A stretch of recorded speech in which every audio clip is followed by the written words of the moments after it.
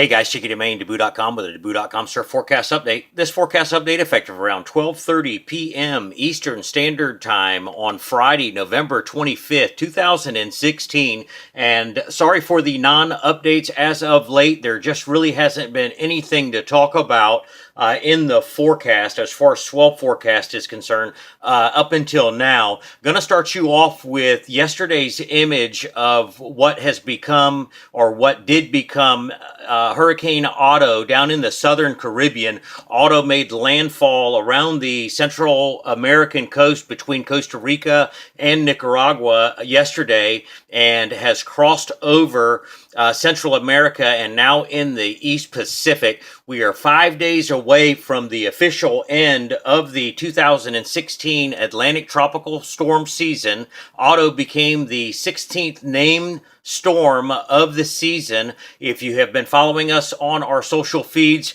you know last couple of days we've been posting the possibility of Paula coming. We'll take a look at that here in just a few moments. Going to switch you over to the real-time imagery now. And again, down here towards the bottom left-hand portion of your screen, this is Otto down here. The rarity of this is it's rare to have a storm cross from one basin to the other, from the east to the west in here. And when the normal typical flow would be to get picked up by a front and then out to sea.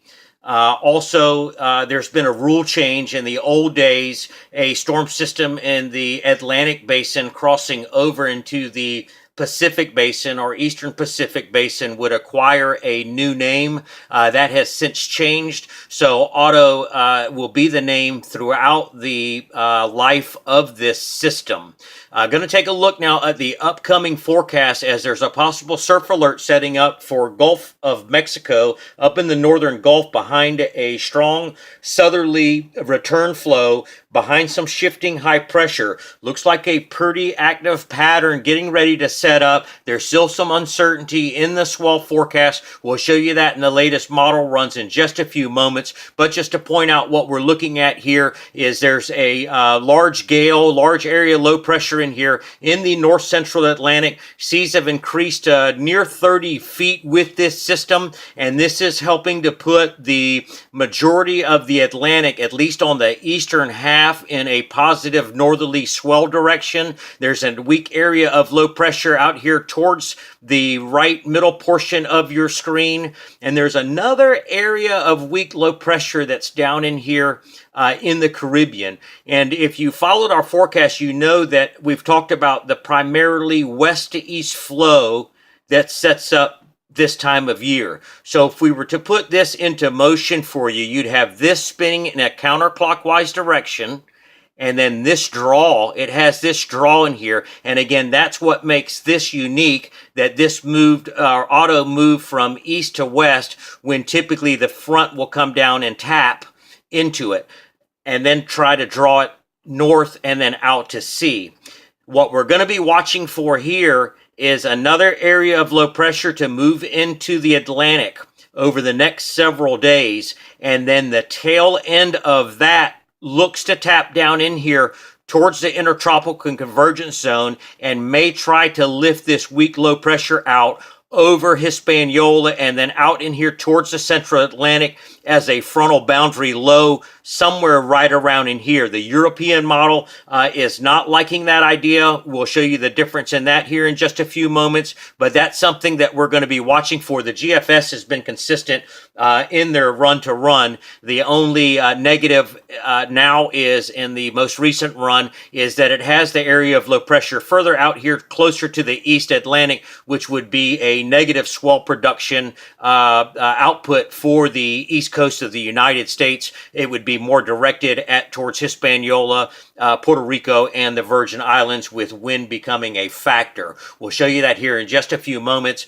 Here is the, let's start you off with this southerly suck-up that's coming, or this southerly return flow. This is the latest marine discussion out of the National Hurricane Center, and it says that the entire basin Monday night before strung out front moves into northwest portion Tuesday morning.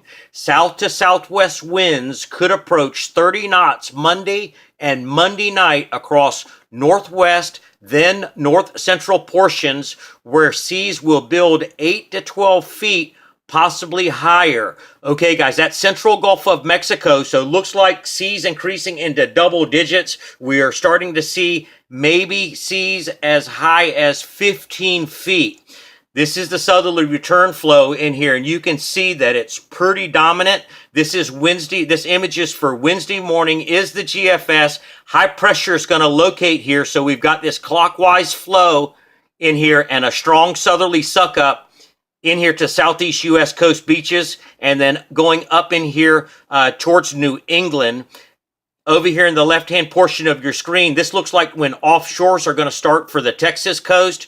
And then when we move you into Thursday, that's when panhandle beaches of Florida should start to pick up. The offshore winds, give it a second to flip. And then, yes, now on Thursday morning, starting through Thursday afternoon, northerly winds in here going against that 8 to 12 foot, maybe as high as 15 foot southerly wind swell that's in here. Going to switch you over to the afternoon run of the GFS.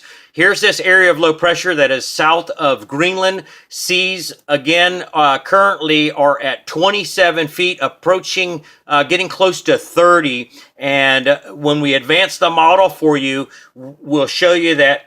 Now, this is inside 5 days, guys. This is 60 hours. Here's this area of low pressure that's moving off the Outer Banks, mid-Atlantic, and then up towards Nova Scotia. This is a negative for swell production, keeping it in a northwest swell mode. But then as we advance the model, look here south of Puerto Rico. Here's weak area of low pressure now, trying to lift up past the island in here towards the central Atlantic as part of this frontal boundary of this area of low pressure that's spinning.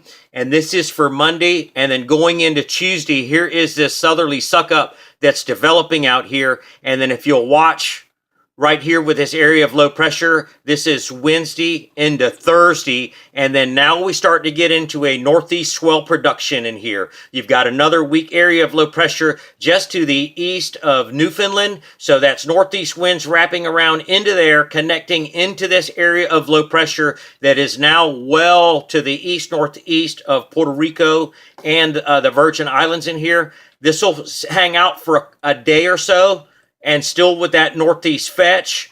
And then it's not until day 10, guys. And so this is a long ways out, but we wanted to show this to you because we've been waiting for the first hurricane force low of the season for Northwest Atlantic waters. It looks like we're going to get it. Not sure about swell production yet. Mind you, 10 days out or 11 days out, depending on which model we're looking at.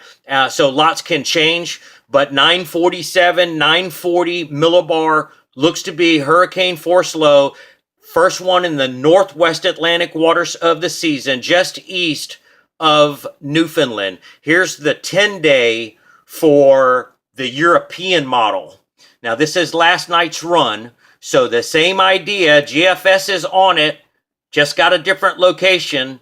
As of right now, as surfers, we would want this European model as a 985 millibar low east-southeast of Nova Scotia. That would put out a very strong, moderate north-northeast fetch through here and create a large northeast groundswell. Lots of time to watch. That's all we got for you for now, guys. Stay tuned for the next update.